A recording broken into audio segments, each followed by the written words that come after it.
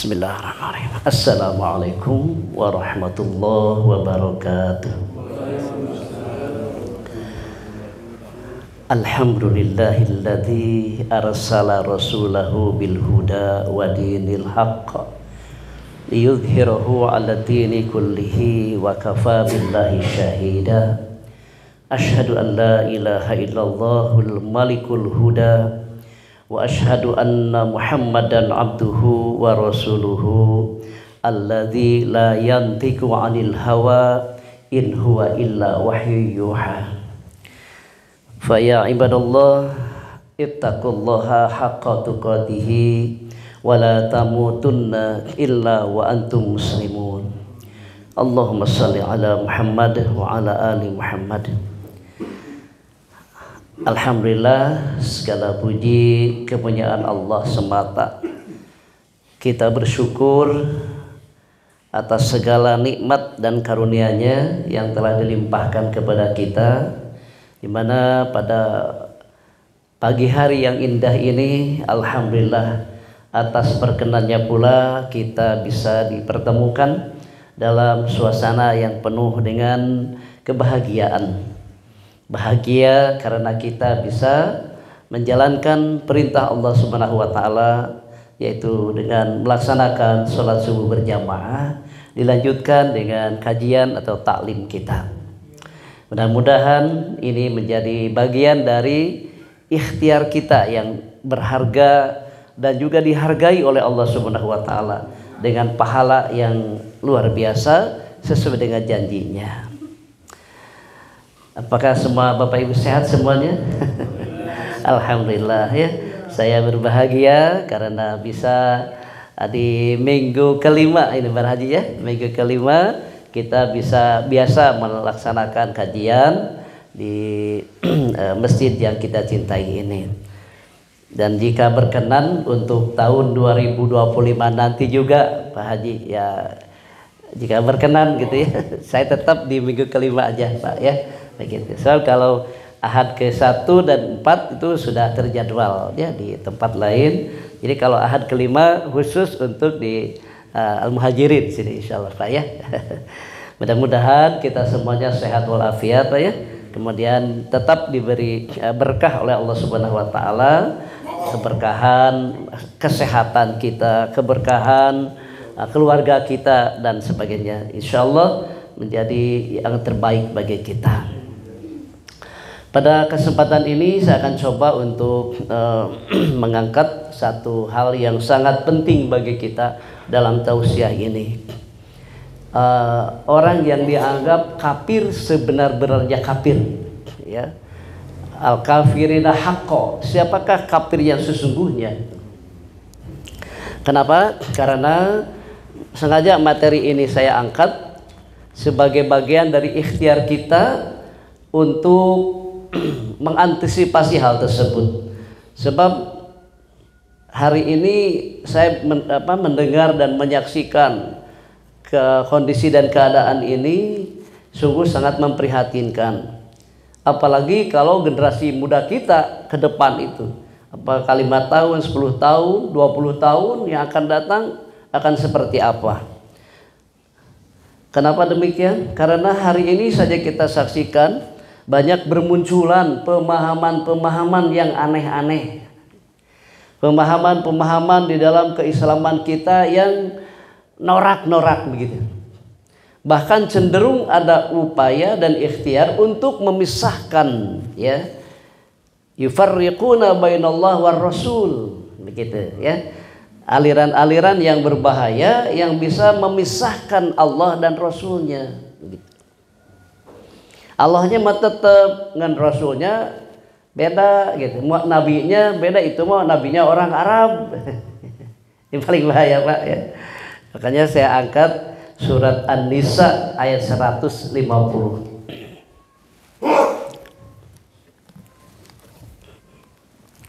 Ya. A'udzubillahi minasyaitonirrajim.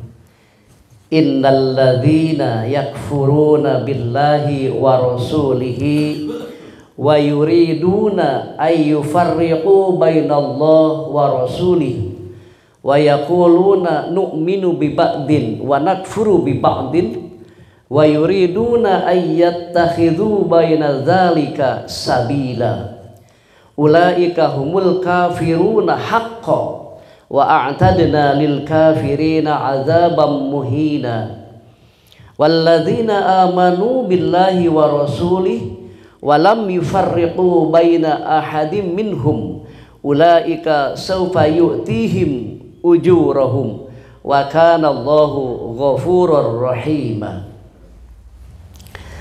Hadirin jemaah yang berbahagia, secara kesaksian kita hari ini ya, baik itu di medsos maupun di dunia nyata ya, di dunia maya ini, sekarang ini sedang terjadi hal yang memang banyak orang yang berbicara bukan haknya berbicara ya, banyak orang yang bukan ranahnya dia jalani begitu. Padahal Allah Subhanahu wa taala telah mengingatkan kita di surat Al-Isra ayat 36 ya. A'udzubillahi minasyaitonir rajim wala takfu ma laisa laka bihi ilmun inna sam'a wal basar wal fuad kullun ulaika kana anhu mas'ula. Wala takfu, dan janganlah kalian mengikuti ya, malaka bihi ilm, malaka apa yang bagi kalian adalah bihi ilmun, tidak punya ilmunya atau bukan bidangnya begitu. Wala takfu ma laisa laka bihi ilmun, janganlah kalian mengikuti sesuatu tanpa ilmu atau bidangnya. Inna sam'a wal basar wal fuad, sesungguhnya penglihatan, pendengaran dan hati, kullu ulaika kana anhu mas'ula, itu semua akan diminta pertanggungjawaban.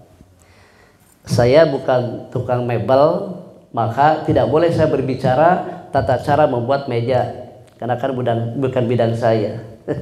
Saya bukan seorang ahli IT, maka saya tidak boleh coba-coba untuk menyampaikan bab teknis, bab IT, bab pengetahuan sains atau teknologi. Yang sesuai dengan bidangnya gitu. Nah, hari ini banyak yang kita saksikan ya, yang bukan bidangnya membuat statement yang akhirnya bisa menyesatkan umat. Itu faktor internalnya, belum faktor eksternalnya yang sampai akhir hayat pun, sampai akhir zaman, orang-orang Yahudi dan orang Nasrani tidak akan senang kepada umat Islam sebelum umat Islam itu mengikuti milah mereka. Yang dimaksud milah ini adalah program-program mereka ya, target-target mereka. Jadi langkah-langkah itu dimaksud adalah keinginan-keinginan mereka, cita-cita mereka, program-program mereka, sehingga target-target mereka itu tercapai. Dan itu tidak senang kepada umat Islam. Nah, kecuali umat Islam itu mengikuti keinginannya begitu. Walan tardo angkal yahudu walan nasoro hatta tattabi'a millatahum. Nah, maka dengan demikian maka ini ternyata saat ini terjadi gitu. Bagaimana orang-orang mereka itu bersatu padu dengan yang lainnya, saling bantu membantu. Jadi orang-orang kafir itu saling ba'duhu awliya'u ba'd, saling tolong menolong di antara mereka untuk menghancurkan kaum muslimin. Ini adalah sebuah fakta, bukan fitnah. Ya, dengan apa? Dengan bermunculannya para penistaan agama. Ya. Apalagi kalau orang-orang yang menistakan agama ini adalah dia orang-orang yang apalagi kalau dia sebagai calon atau pejabat publik begitu. Ini paling berbahaya. Pejabat publik atau calon pejabat publik atau yang lain siapa aja yang dia, itu berbahaya kalau udah berkaitan dengan penistaan agama.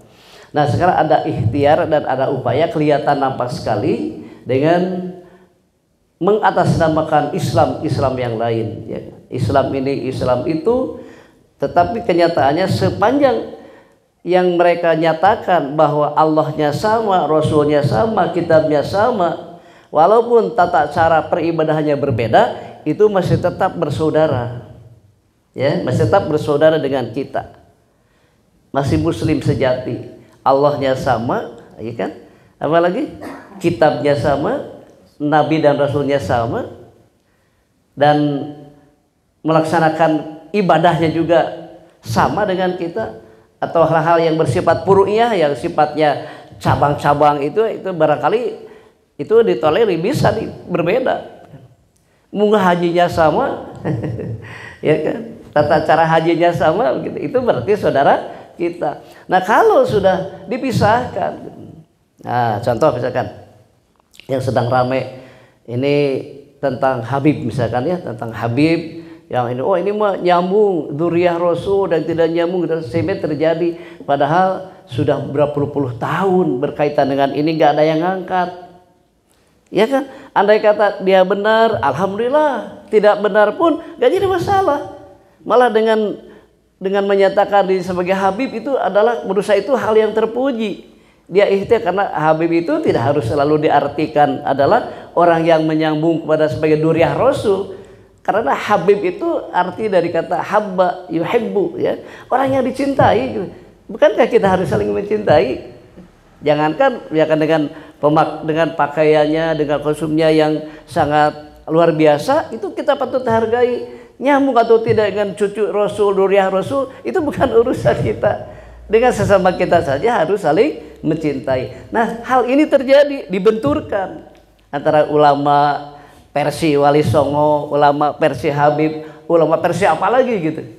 Nah, hal inilah saya penting untuk disampaikan kepada seluruh jamaah kaum muslimin sebagai keluarga besar kita, untuk kita tetap bersabar dan tetap tabayun gitu. Tidak ikut memprovokasi, apalagi kita tidak ikut menyebarkan fitnah-fitnah tersebut, sebab ini terus membuat gaduh ya. Saya kira urusan benar atau tidak itu masing-masing punya tanggung jawab, kita ya, punya tanggung jawab di hadapan Allah Subhanahu wa taala. Sehingga muncul fitnah, ini karena ini namanya Habib misalkan, karena ini mengatasnamakan Habib sehingga bisa berbuat apa saja sesuai dengan syahwatnya. Itu tidak begitu juga gitu. Apalagi orang yang mengaku Habib ngerti agama, saya kira tidak seperti itu begitu. Ini yang saya sampaikan, sesuaikan dengan ayat surat An-Nisa ini, ada upaya-upaya Allahnya mah sama dengan Nabi nama kita tidak diakui, itu orang Arab, sehingga upaya-upaya Arabisme atau istilahnya apa, Arabfobia begitu, sama dengan Islamfobia, membenci Islam, membenci Arab, itu kelihatan sekali gitu, norak orang-orang yang seperti itu. Nah, sengaja ayat ini saya angkat supaya kita benar-benar tugas dan kewajiban kita membela Islam, membela Allah, membela Rasul, ya, membela Nabi kita, membela saudara kita. Karena tugas kita semuanya, ya, bukan tugas ulama, bukan tugas kiai, bukan tugas ajengan, tapi tugas pribadi-pribadi orang yang mengaku Muslim punya kewajiban untuk membela kehormatan agamanya, gitu ya. Nah, di sini saya bacakan, innalladzina yakfuruna billahi wa rasulih. Kalau diartikan secara terjemah lafdiyah atau terjemah harfiah, inna sesungguhnya, alladzina orang-orang yang yakfuruna mereka mengingkari billahi terhadap Allah, wa rasulihi dan rasulnya, wa yuriduna dan mereka mengharapkan ayyufarriqu bahwa mereka memisahkan bainallah antara Allah wa rasulihi dan rasulnya, wa yaquluna dan mereka mengatakan nu'minu biba'din beriman kepada sebagian, wa nakfuru biba'din dan mengingkari dengan sebagian, wa yuriduna dan mereka berharap ayyatakhidu apa yang mereka menjadikan baina dalika usaha-usaha seperti itu sabila ada satu jalan untuk membenci mereka. Sehingga ada orang yang kelihatan jagoan bisa rapat yang malaikat segala macam ya, bisa nurunkan hujan di mana saja, malah kemarin bisa menahan corona dan sebagainya. Karena itu adalah usaha-usaha dia katanya gitu. Orang-orang kayak begitu muncul. Apakah memang ada unsur kesengajaan? Mungkin, ya, mungkin saja ya, diberi anggaran seperti itu ya, kayak buzzer-buzzer yang untuk membuat kekacauan sehingga terus selalu gaduh, mungkin saja karena itu tadi Allah menyatakan sungguh tidak akan ridho orang-orang Yahudi dan Nasrani kepada umat Islam. Nah karena itulah maka menjadi telaah bagi kita, apalagi di setiap datang bulan Rabiul Awal ya, saudara-saudara kita yang menyatakan dengan terang-terangan, menyatakan kecintaan kepada baginda dengan memperingati kelahirannya. Itu usaha dan ikhtiar, saya kira usaha yang baik begitu ya bagi mereka yang melaksanakan acara tersebut. Silakan sepanjang tidak keluar dari koridor dan syariat Islam. Karena semua juga sama mencintai dan wajib beriman kepada Nabi dan Rasul. Karena kalau tidak, cacatlah aspek keimanan kita ya. Kalau tidak iman kepada Nabi dan Rasul, berarti bukan orang mukmin begitu. Nah, adapun cara mengekspresikannya, ada yang dengan memperingati kelahirannya gitu, ada yang dengan melaksanakan bakti sosial atau apa-apa yang dilakukan, itu sebagai ikhtiar masing-masing dari bentuk-bentuk kecintaan, ekspresi-ekspresi kecintaan itu. Tetapi kalau kita kembalikan kepada Quran, apa yang harus kita lakukan? Bagaimana menurut Al-Quran sebagai wujud kecintaan kepada Rasul dan Nabi kita yang merupakan aspek dari keimanan kepada Rasul? Apa yang harus kita lakukan? Maka Al-Quran memberi bimbingan. Apa itu menurut Al-Quran? Surat Al-Imran ayat 31. Itu sikap kita. Ya, selain kita percaya kepada Nabi dan Rasul, selain kita mencintai Nabi dan Rasul, tapi diperintahkan oleh Allah, qul in kuntum tuhibbunallaha fattabi'uni. Ini kalimatnya, fattabi'uni. Kalau kita ittiba kepada Rasul, yuhibbukumullah wa yaghfir lakum dzunubakum wallahu ghafurur rahim. Itu panduan kita. Gitu ya. Nah, kemarin sekarang udah Rabiul Awal, Rabiul Akhir Pak ya. Udah Rabiul Akhir. Atau masih Rabiul Awal. Oke. Nah, intinya seperti itu. Al-Quran membimbing kita bagaimana bentuk-bentuk keimanan kepada Rasul. Al-Imran 31, katakanlah Muhammad, jika orang-orang mukmin ya kita ingin dicintai oleh Allah, maka jalannya adalah fattabi'uni, kata Rasul, ikutilah aku. Ya, ikutilah aku. Kalau kalian mengikutiku, maka yuhibbukumullah, Allah mencintai kalian, wa yaghfir lakum, mengampuni kalian, dzunubakum, dosa-dosa kalian, wallahu ghafurur rahim, dan Allah itu Maha Pengampun, Maha Penyayang. Tuh ya, itu jadi caranya apa? Mengikuti Rasul, ittiba terhadap sunnah-sunnahnya gitu. Ya. Bagaimana dengan melaksanakan hari kelahirannya? Mudah-mudahan bagian dari di dalamnya sebagai bentuk kecintaan gitu ya. Mengikuti, cuman tidak sebatas memperingati kelahirannya saja, tapi juga harus mengikuti sunnah-sunnahnya. Paham Pak ya? Jadi supaya tidak terjadi benturan-benturan di tengah masyarakat antara yang melaksanakan peringatan dan tidak melaksanakan peringatan. Karena itulah kembali kepada petunjuk Allah dan Rasulnya. Fa in tanaza'tum fi syai'in farudduhu ilallah war rasul. Ya kan? Jadi kita tidak terlebih dahulu mengedepankan emosi, mengedepankan sentimen ya, perasaan dan seterusnya. Jaga baik-baik. Di ayat 150 ada orang-orang kafir, ini saya terjemah tafsiriyahnya ya. Ada orang-orang yang kafir kepada Allah dan kepada Rasulnya. Dan ada juga orang-orang yang memisahkan antara keimanan kepada Allah dengan keimanan kepada para Rasulnya. Dengan berkata, kami beriman kepada sebahagian Nabi, tetapi kami kafir kepada sebagian Nabi yang lainnya. Orang-orang yang memisahkan antara keimanan kepada Allah dengan keimanan kepada para Rasul, kepada Rasul dan utusannya, sebenarnya karena mereka ingin beriman kepada beberapa nabi yang mereka cintai, tetapi kafir kepada beberapa nabi yang lain yang mereka benci. Orang-orang yang beriman kepada sebagian nabi tetapi kafir kepada sebagian nabi yang lainnya, mereka adalah orang yang benar-benar kafir sejati. Di akhirat kelak kami akan siapkan bagi orang-orang yang kafir sejati itu siksa yang amat menghinakan martabat mereka.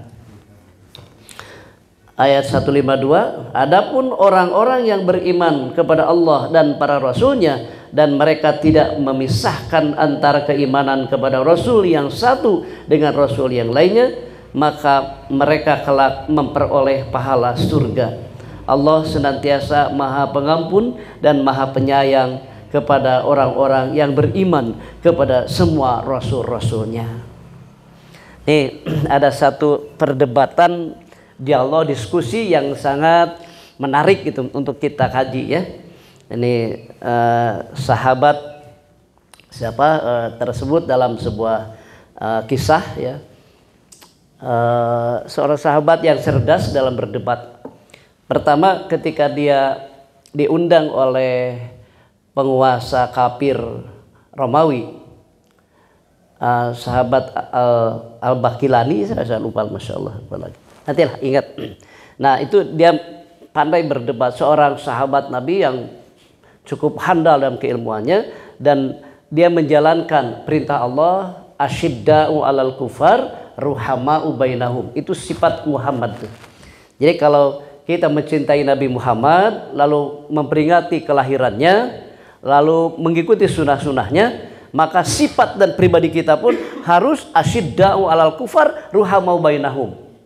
Ulah sabalikna jeung kafir capaka cipiki, jeung kafir surah-suri, jeung sesama muslim saling membenci begitu. Apalagi pengajiannya dibubarkan, dipitnah jadi Wahabi dan sebagainya. Begitu Pak yang terjadi. Wah ini Wahabi. Nah ini Masya Allah gitu. Ini kaum muslim. Padahal kalau dia melaksanakan ibadah haji, sholat di Masjidil Haram diimami oleh siapa? Wahabi itu. Pemahaman itu imam-imam besar Masjidil Haram itu Wahabi sebetulnya Pak. Tapi di sini dibenci Wahabi itu, difitnah, oh Wahabi. Nah, itu salah satu bagian kita adalah korban daripada upaya-upaya mereka yang benci kepada Islam dan mengadu domba umat Islam hari ini.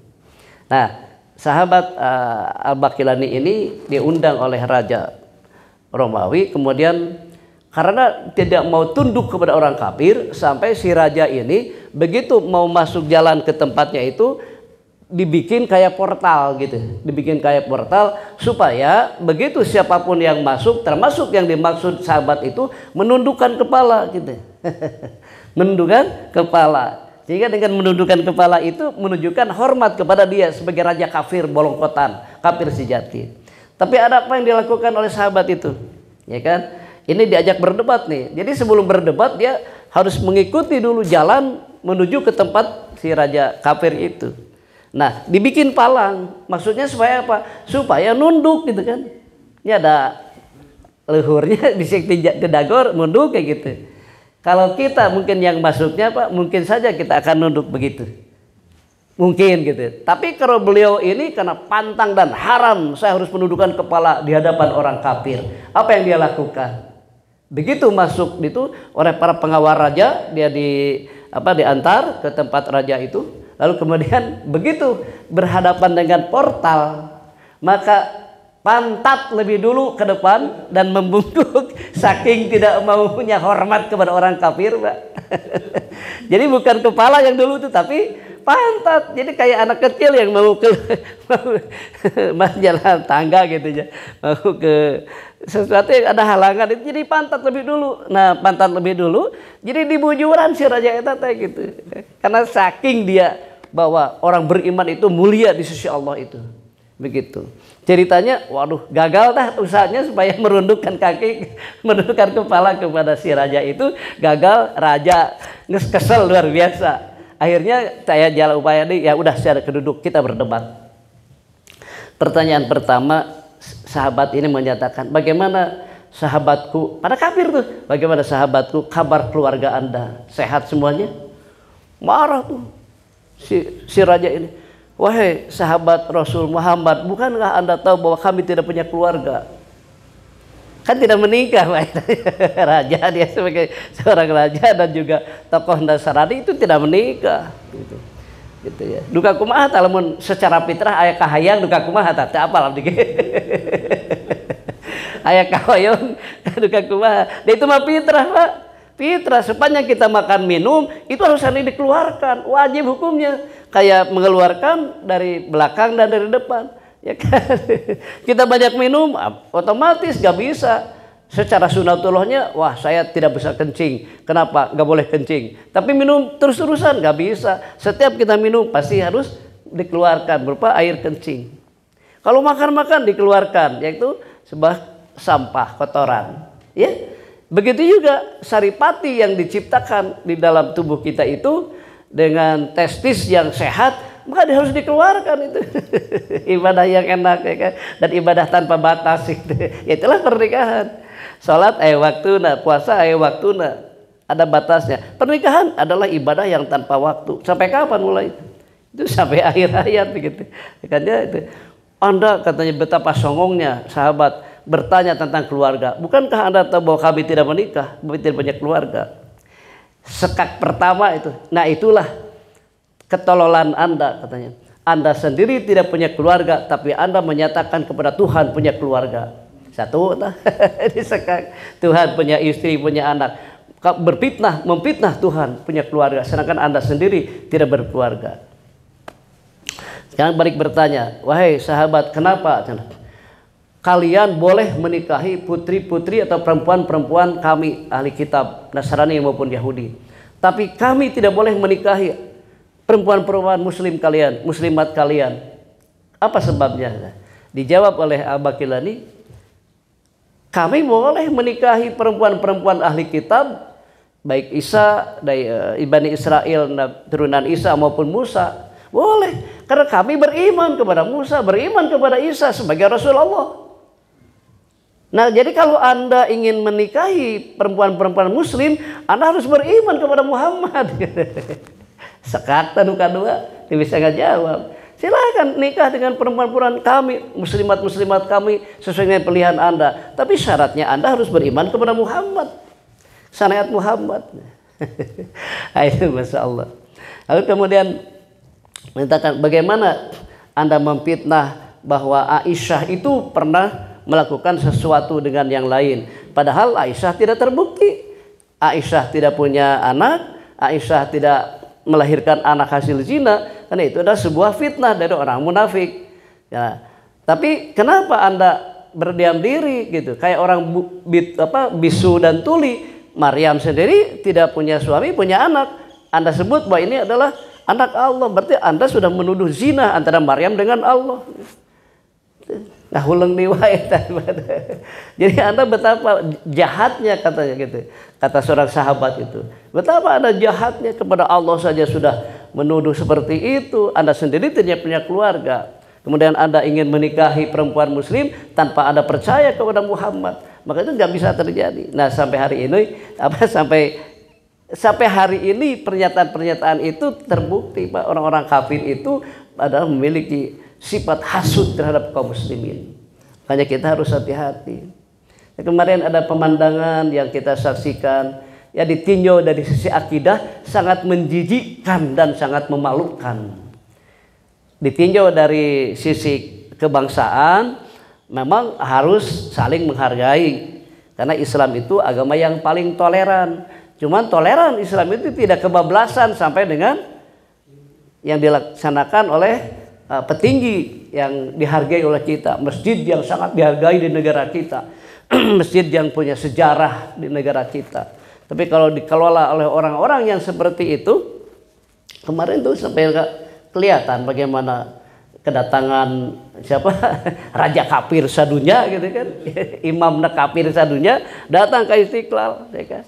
Di situ dibuat terowongan silaturahmi antara masjid dengan gereja. Ini juga di luar akal dan nalar sehat. Ini kebablasan yang luar biasa. Saya keberatan dengan kata rahminya itu. Kalau terowongannya silahkan mau tapi jangan disebut silaturahmi. Karena itu menodai kesucian Al-Quran. Silaturahmi itu adalah suatu hubungan yang di dalamnya penuh rahmat Allah. Seperti halnya orang-orang yang berada di kapal Nabi Nuh alaihissalam, walaupun etnisnya berbeda, walaupun golongannya berbeda, tapi ada dalam satu perahu, itu rahmat namanya. Kenapa? Karena tidak mungkin orang di luar, orang yang di perahu itu orang yang tidak sepaham dengan pemahaman Nuh alaihissalam. Maka itulah satu rahmi. Begitu. Buktinya Nabi Nuh dengan anaknya aja, anak nasabnya aja nggak nyambung, nggak ada di perahunya, nggak ada di kapalnya. Istrinya nggak ada, anaknya nggak ada, berarti nggak nyambung rahminya tuh. Itu konteks Al-Quran dalam satu rahmi itu. Nah, ini ada terowongan silaturahmi. Nah, maka itu waspadalah kita hari ini, Pak.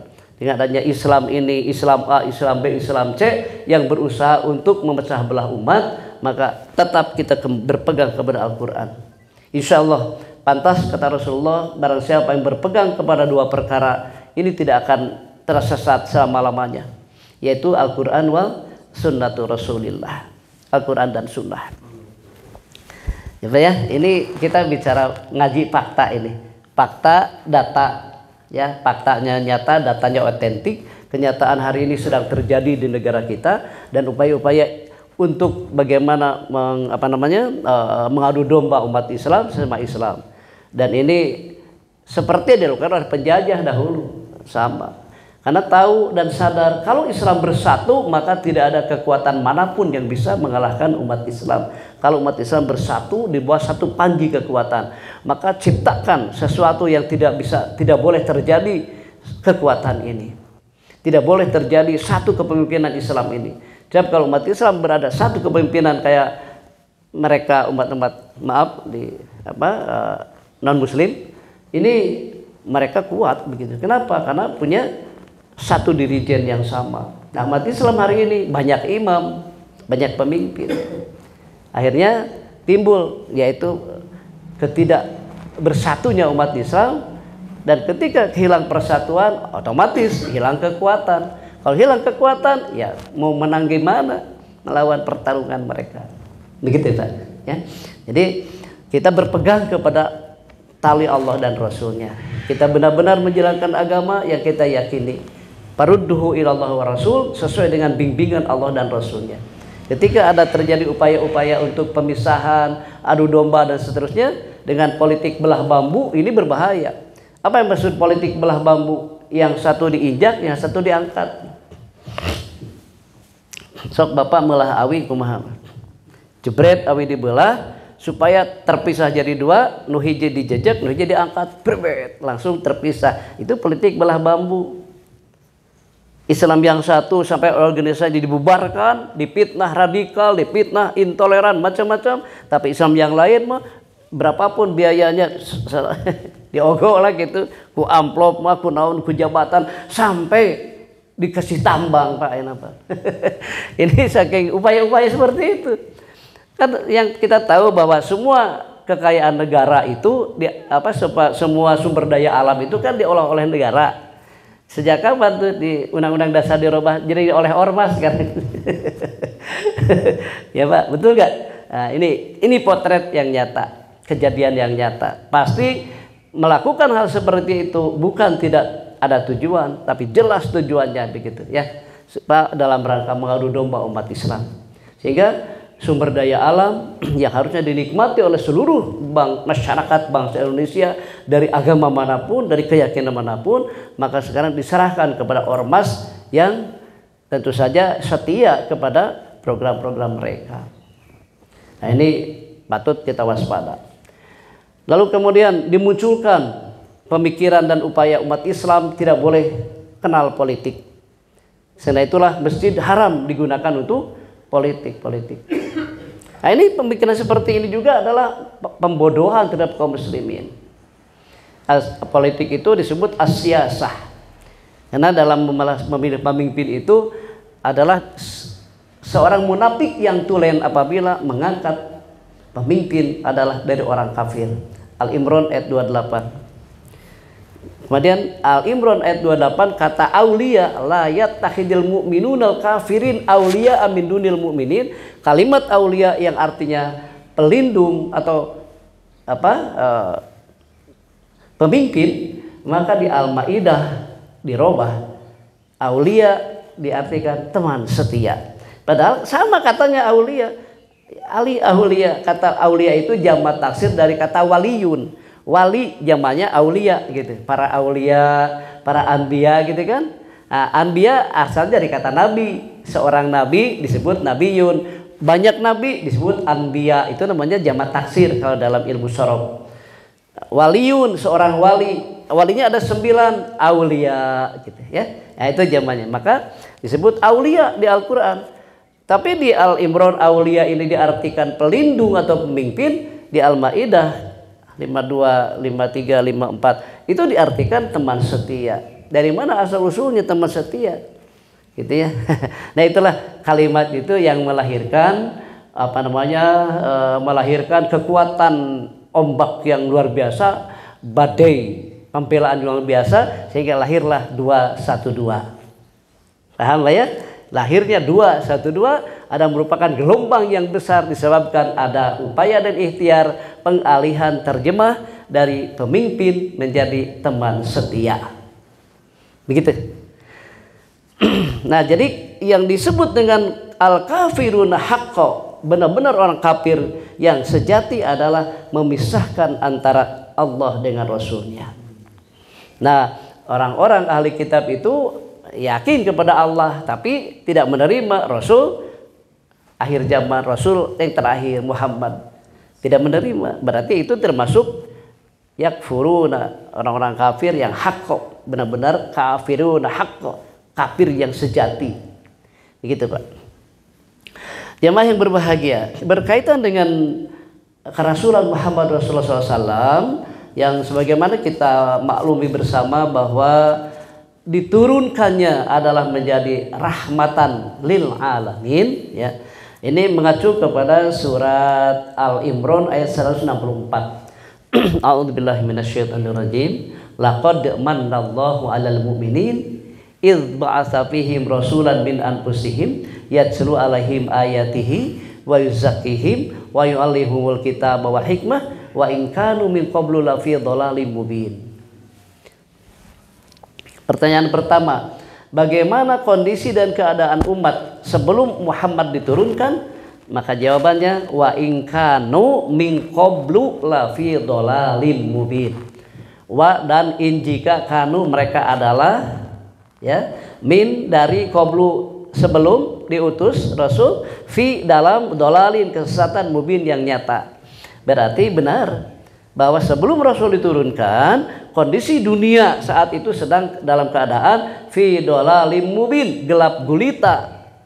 Nah, gelap gulita dalam arti disebut jahiliyah atau disebut zaman jahiliyah. Kenapa zaman jahiliyah? Ya karena zaman itu adalah zaman yang jauh dari kebenaran. Kata jahiliyah dalam Al-Quran artinya bodoh. Tapi ada juga bodoh dengan kata yang lain, yaitu dengan as-sufaha'u. As-sufaha'u orang-orang bodoh. Itu jamak dari kata sapihun. Sifah, pekerjaannya sifah atau terbelakang pemikirannya, atau terbelakang ilmunya, terbelakang daya tangkapnya. Itu disebut sifah. Ya, artinya bodoh secara intelektual. Jamaknya as-sufaha'u, orang-orang yang bodoh. Tapi kalau jahiliyah dari kata jahilun, orangnya pinter-pinter. Negarawan, politikus, budayawan, ekonom, teknokrat, itu mereka itu. Tapi kenapa Allah sebut jahiliyah? Karena jahiliyah itu identik dengan penolakan terhadap kebenaran, hak yang datang dari Allah. Itu jahiliyah, Pak. Jadi nggak bisa dialamatkan, oh ini orang bodoh sapihun sehingga menolak. Nah, orang bodoh sapihun itu masih dapat ampunan dari Allah dengan kebodohannya. Kenapa melakukan ini? Karena sapihun bodoh secara ilmu. Tetapi akan ada peluang untuk menjadi baik kalau dia sudah ngerti. Berarti apa yang harus dilakukan? Cari ilmu. Nah, kalau ini orangnya udah pinter-pinter semuanya. Abu Jahal, Abu Lahab, kan? Abu Jahal penguasa rejim yang sedang solid-solidnya gitu. Kerjasama dengan ekonom siapa? Abu Lahab ekonomnya. Ya, Umar bin Hisam sebagai kekuatan militernya begitu. Abu Thalib sebagai tokoh masyarakatnya. Semuanya yang abu-abu itu ada orang-orang cerdas semuanya. Tapi ketika datang Muhammad membawa hak yang tujuannya liyudhiru ala dini kulli wa kafa billahi syahida, ditolak mentah-mentah.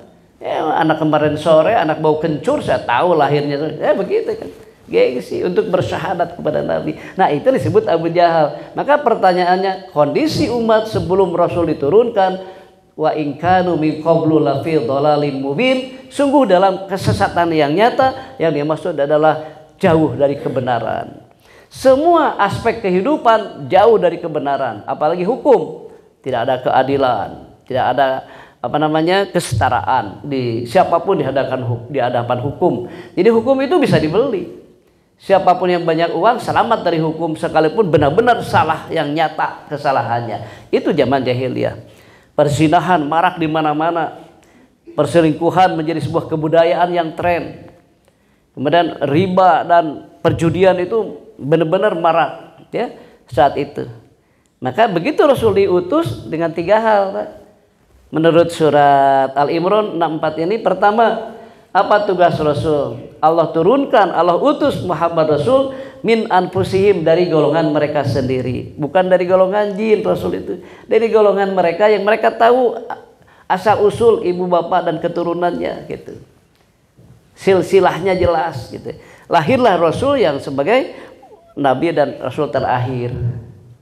Apa tugasnya? Pertama, yatslu alaihim ayatihi. Yatslu berasal dari kata tala, yatslu artinya tilawah. Mentilawah umat. Apa yang ditilawahkan oleh Nabi? Al-Islam. Jadi Nabi lahir mengajarkan mentilawah al-Islam. Mentilawah manusia supaya menerima Islam. Jadi yatlu alim ayatihi itu adalah membacakan tanda-tanda keagungan Allah, yang dimaksud Rasulullah mengajarkan Islam kepada umat jahiliyah itu. Itu satu. Nah, tilawah, ada istilah tilawah Pak ya dalam Al-Quran ya. Al-Quran itu kan ada yang tilawatil Quran, ada qiraatil Quran, ada tahsinul Quran, ada tartilul Quran, ada tahfidul Quran. Itu beda tuh konotasinya Pak.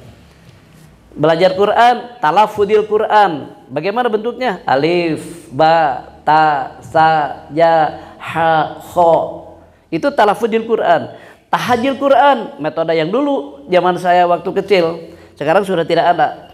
Kalau di Sunda tahajil Quran itu alif jabar a, ba jabar ba, ta jabar ta, sa jabar sa, a ba ta sa, alif lam mati jabar al, ha mim jabar ham, dal pes du, alhamdu. Itu dulu saya program dulu, tapi sampai sekarang gak lupa-lupa tuh. Timiti ngongkoak tapi kangungkuak sih kaki tepoho Pak. Itu namanya tahajil Quran. Sekarang sudah tidak ada al kayak begitu, ya kan? Itu tahajil Quran. Tartilul Quran, ya tartil bacanya. A'udzu billahi minasyaitonir rajim. Ada yang diayun dan gimana? Itu tartil, metode itu boleh. Qiraatil Quran, membaca Al-Quran, yang membaca yang targetnya khotam. Boleh. Ibadah juga. Ada tilawah. Tilawah ini beda dengan qiraat. Kalau qiraat membaca lafaz tulisannya, tapi kalau tilawah selain membaca lafaznya, selain memahami artinya, jadi memahami kandungan sampai riset di lapangan, dipadukan, itu namanya tilawah. Ketika Allah menyatakan alladzi ja'ala lakumul arda firasyan was samaa'a binaa'a wa anzala minas samaa'i maa'a fa akhraja bihi minas thamarati rizqan lakum. Ditelaah, dibaca, ditilawah itu artinya oh Allah zat yang telah menjadikan langit, bumi, lalu dari langit diturunkan hujan. Setelah hujan, maka fa'akhraja, keluar dari bumi itu minas samarati rizqan lakum, rizki berupa buah-buahan bagi kalian. Ditelaah, jadi ilmu pertanian, ya kan? Ilmu peternakan, begitu. Apalagi surat An-Nuh tuh, di surat Nuh ya, An-Nuh. Di surat Nuh. Di surat Nuh ada rizki yang Allah ungkap dengan istighfar. Jadi walaupun tidak usaha, istighfar lah, pasti rezekinya bakal dapat. Itu di surat Nuh. Ya, faqultu astaghfiru rabbakum innahu kana ghaffara yursilis samaa'a 'alaikum midrara wa yumdidkum bi amwalin wa banina wa yaj'al lakum anhara. Itu surat Nuh. Karena manusia banyak dosa, Allah tahan tuh hujan, air. Ketika kelebakan dengan dosa-dosanya yang menyebabkan Allah menahan air itu, terjadilah kekeringan, terjadilah terjadilah kemarau panjang.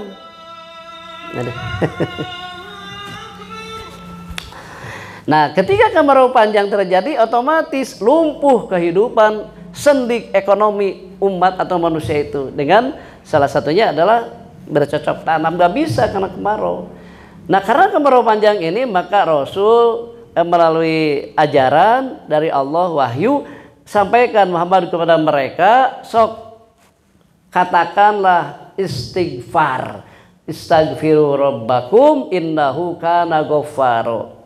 Nah, jadi ini juga ada hal yang aneh dulu, zaman saya dulu. Jadi kalau kemarau panjang itu di setiap masjid setelah adzan itu pujian. Ini itu astaghfiru rabbakum innahu kana ghaffaro yursilis samaa alaikum midrara. Nah, itu dulu waktu kecil senang aja. Karena apa? Karena pujian Quran lagi gitu. Surat Nuh. Tapi setelah sekarang gitu, jadi salah kaprah gitu. Jadi bukan dibacakan seperti itu, tapi coba merenung astagfirullahaladzim. Maka bentuk istighfar di dalam kemarau ini apa bentuknya, Pak? Melaksanakan sholat istisqa. Itu jadi bukan dibaca Qur'annya di speaker astagfiru rabbakum innahu kana ghaffaro.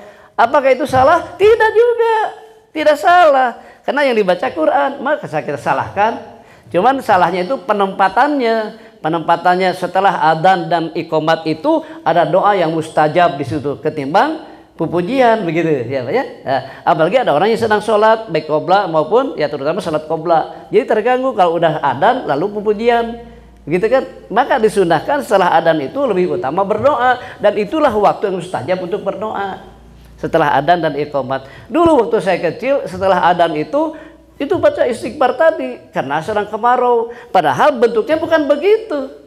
Bentuknya ajak semua umat, yuk kita sholat di tegalan, di lapangan, sholat istisqa, mohon hujan, banyak istighfar di situ. Nah, itu yang disebut baru istighfar. Ini namanya sholat istisqa. Kalau sudah melakukan istighfar, terbukalah rizki dengan apa? Yursilis samaa alaikum midrara. Allah akan menurunkan hujan yang deras kepada kalian. Selesai di situ? Tidak. Bagaimana setelah hujan deras? Ya. Kemudian wayumdidkum bi amwalin wabanin. Dengan hujan itu maka akan bertambah harta dan anak. Setelah aku bapak-bapak ini Pak Haji, hujan agung itu jangan aduh hujan, justru bersyukur kita alhamdulillahirabbil alamin. Kata Allah dalam Al-Qur'an surat Nuh 10, 11, 12, berarti dengan datangnya hujan itu bertambah harta kita dan anak kita. Bagaimana hubungannya dengan akal sehat? Turun hujan, ya kan? Pertama secara alamiah, bumi yang tadinya kering kerontang, begitu turun hujan seolah-olah dia begitu hidup lagi, muncul berbagai kongkoak dan berenang tunas gitu bahasa Indonesia, muncul tunas dari sayur-sayuran, buah-buahan, sehingga dengan sayur-sayuran buah-buahan kita subur, bisa dijual, nambahan harta kita, bisa beli mobil, bisa beli rumah, bisa umroh, bisa haji, bisa kawin deui kan gitu kan. Ini karena kita banyak harta gitu, banyak bertambah harta kita. Ayo bertambah anak-anak kita. Pertama nyata kawin deui. Aduh Ustaz abdi teu sanggup kawin deui mah minimal adian eta lanceukna teh. Nu tadi karek 2 jadi 3. Kenapa? Dah hujan. Sok Pak Haji bade hujan, ka kantor hujan. Akhirnya di rumah we, di dapur papage jeung pamajikan. Di rumah tengah pamejing pemajikan, rada tuluh ke kamar aya gigireun pemajikan, rek teu nambahan anak kumaha tah gara-gara hujan. Terus bener Quran. Ini aku banget ini mah Ustaz nya ada gitu Quran tuh. Amun mereka kantor ke hujan atas we di aya ieu pemajikan ieu dar we ibadah sareng pun bawa jawaban gitu. Akhirna muncul we adina nu kaopat tuh gitu. Jika abdi almarhum ka hiji lalaki, kadua lalaki, katilu lalaki, atuh mah insyaallah nu kaopatna awewe. Der teh nu kaopat alhamdulillah ya Allah. Baik teh di USG teh lalaki deui kan teh naon. Lalaki nu kaopat. Atuh sugan nu kalima pas hujan agung teh. Ibadah deui teh. Mudah-mudahan nu kalima Allah karuniakan perempuan. Alhamdulillah lahir lalaki deui. sampai nuka genep lalaki deui. Akhirnya mah alhamdulillah ya Allah sempurna. Berarti yang terbaik engkau berikan. Akhirnya abdi pun bojo tah ngajukeun aya proposal di pun bojo. Sareng abdi proposal mah atuh Pak cenah da mamah tos usia resiko tinggi resti atau ayah cenah rerencangan mama tuh tak can nikah soket cenah boleh abdi kayak proposal pun bojo ngan abdi eueuh kawani nggak saya anu hiji cukup mah da gege barudak bakal mawa pemajikan anak orang kene sarua teu awewe teh alhamdulillah sampai sekarang saya terselamatkan dari itu. Akhirnya alhamdulillah punya anak lalaki genep istri genep ditanya dah hiji ewang atuh cenah ieu nu lanceuk nambah 2 boleh jadi 7 ketika anak bapak. Begitu Pak, ini Quran ini kehidupan gitu Pak. Jadi bener Al-Quran itu Pak, tilawah. Jadi tugas Rasul mentilawah agama kepada kita. Yang kedua tugas Rasul itu adalah wayuzakihim di Al-Imran 164. Apa wayuzakihim? Mensucikan kita, mensucikan umatnya. Pertama yang disucikan adalah jiwanya dari akidah menyembah berhala jadi menyembah Allah semata. Yang kedua membersihkan hartanya dari harta yang riba. Allah ambil sebahagian hak yang kecil, hak terkecil ya, hanya 2,5% diambil oleh Allah sehingga halal semuanya dan itu disucikan hartanya melalui zakat, infak, sedekah. Itu tugas Rasul tuh. Khud min amwalihim. Jadi kalau nanti misalkan atau ada pengumuman atau apa yang datang kepada rumah Bapak untuk mengambil zakat, infak, sedekah itu bukan sembarang orang, tapi itu adalah petugas dari Rasulullah SAW. Jangan disia-siakan. Ini apa dah aki-aki ketua DKM datang nyunkeun zakat, ngambil zakat. Ini ulah dianggap aki-aki statusnya dia adalah petugas Allah tuh. Ya, para muzaki itu. Dan itu bisa menyelamatkan kita dari harta yang akan melilit dan menggulung kita di hadapan Allah nanti. Apakah semua nikmat tidak akan ditanya? Makanya sengaja saya baca ini sedang senang-senangnya baca surat Al-Kafirun di sholat subuh itu. Surat At-Takasur.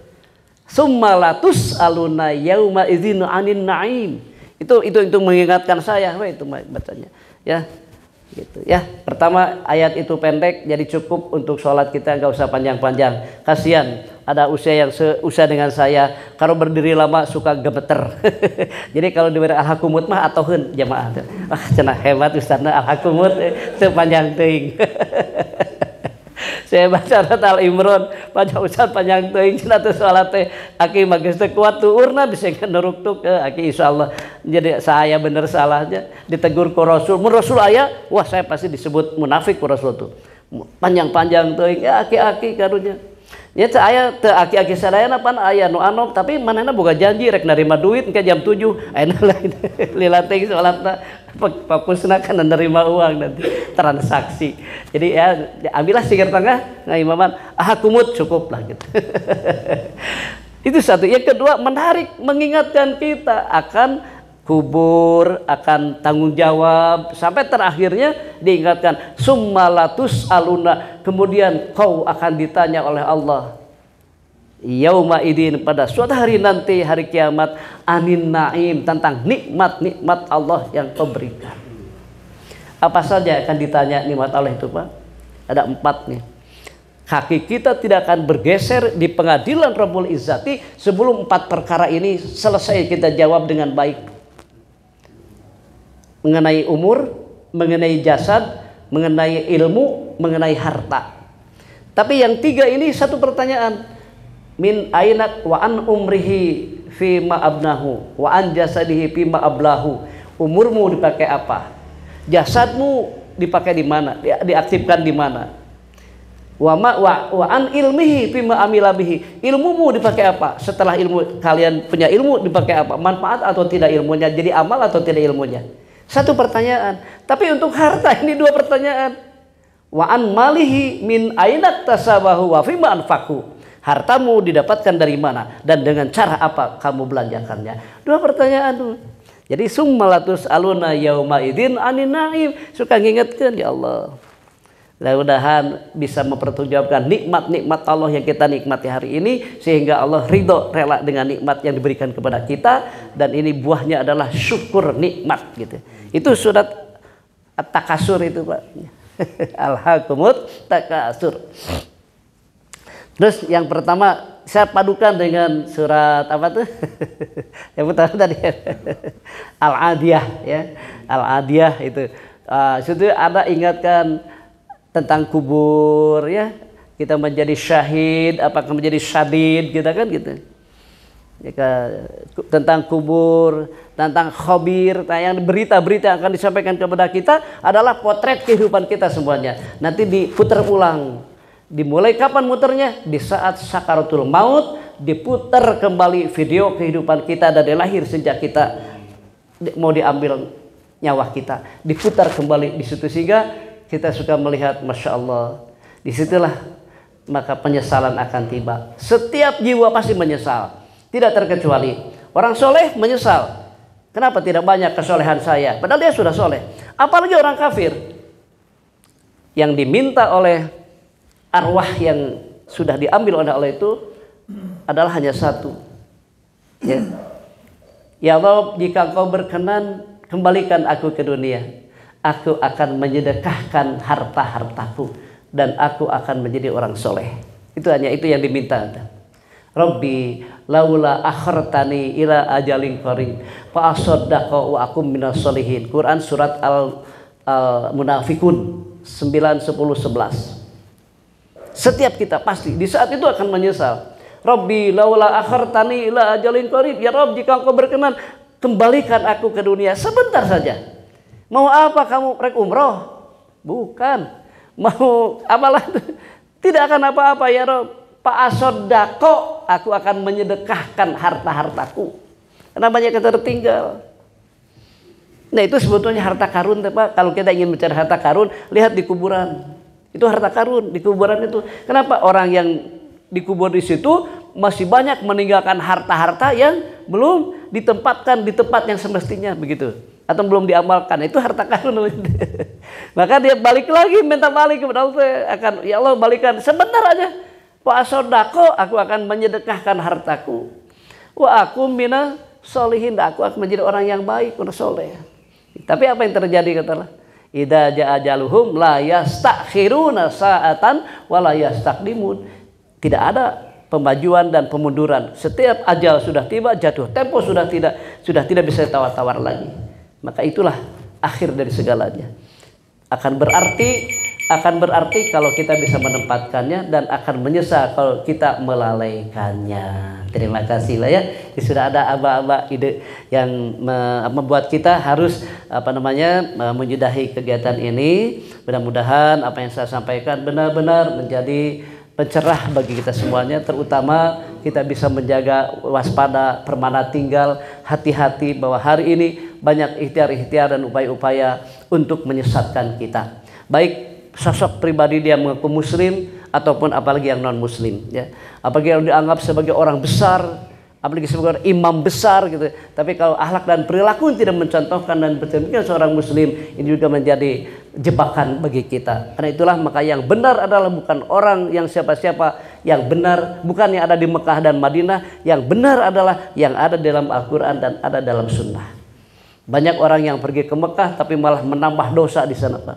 Menambah syirik, menambah hal-hal lain. Tapi apa yang ada di dalam Al-Quran dan apa yang ada dalam hadis atau sunnah mutlak benar adanya. Karena itulah kita ikuti. Mudah-mudahan Allah berkenan selalu menuntun kita di jalan yang lurus. Allahumma ihdinas siratal mustaqim, siratal ladzina an'amta alaihim minan nabiyyin wasiddiqin wasyuhada wassalihin wa hasuna ulaika rafiqa. Wa na'udzubillahi min waswasil khannas alladzi waswisu fi sudurin nas minal jinnati wan nas. Allahumma hdina bihidayatil Qur'an wa nawwir qulubana binuril Qur'an wa zayin akhlaqana bijahil Qur'an wa hassin a'malana bidzikril Qur'an wa bayyid wujuhana bi barakatil Qur'an warzuqna bi mu'jizatil Qur'an wa najjina minan nar bi karamatil Qur'an wa adkhilnal jannata bisyafaatil Qur'an. Rabbana la tuzigh qulubana ba'da idh hadaitana wa hab lana min ladunka rahmatan innaka antal wahhab. Rabbana atina fid dunya hasanah wa fil akhirati hasanah wa qina adzabannar walhamdulillahi rabbil alamin. Terima kasih. Mohon maaf jika apa yang saya sampaikan kurang berkenan. Billahi hidayah wa taufik. Wassalamualaikum warahmatullahi wabarakatuh.